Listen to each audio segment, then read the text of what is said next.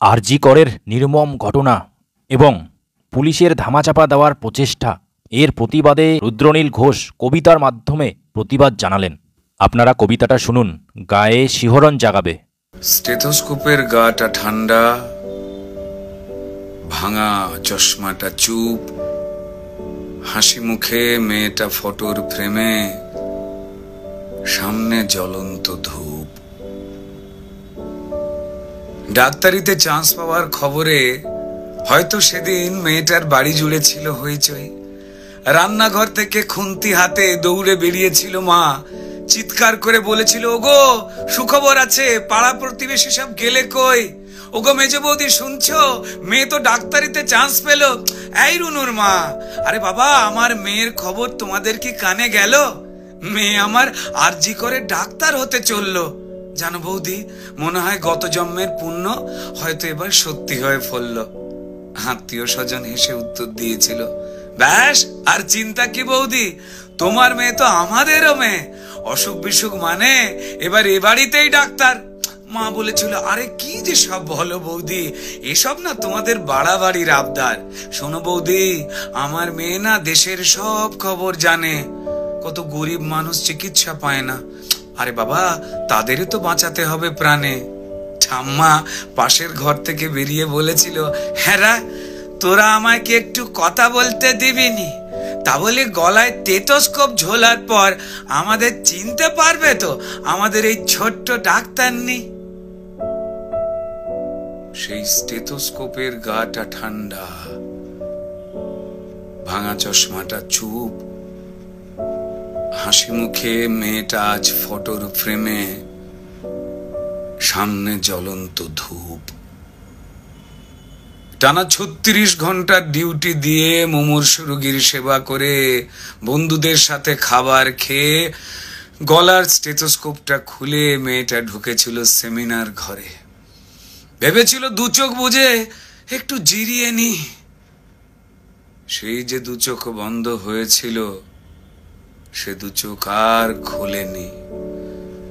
Seminar রুমে যে ক্লান্ত ডাক্তারনি ঢুকেছিল, সকালে সে বেরিয়েছিল ক্ষত বিক্ষত বডি হয়ে।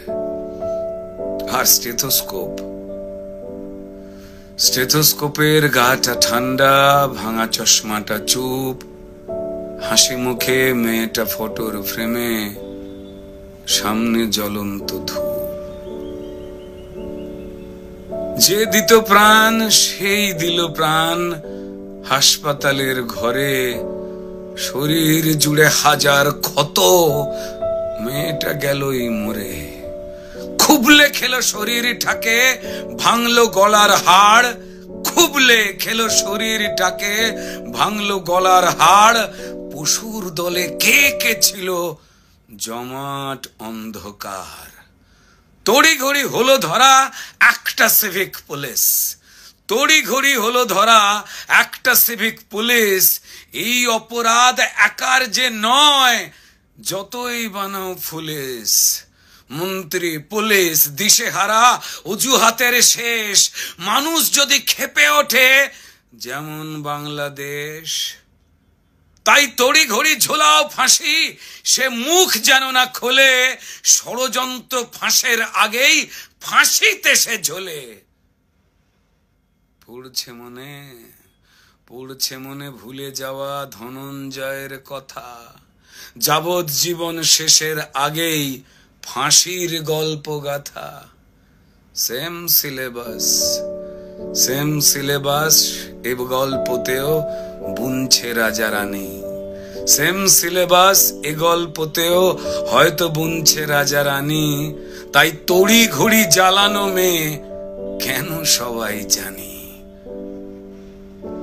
শুধু জানলো না মেয়ে চিতে শুয়ে তার কি অপরাধ, ভোটার লিস্টে তার নামটা কেবল শুধু বাদ।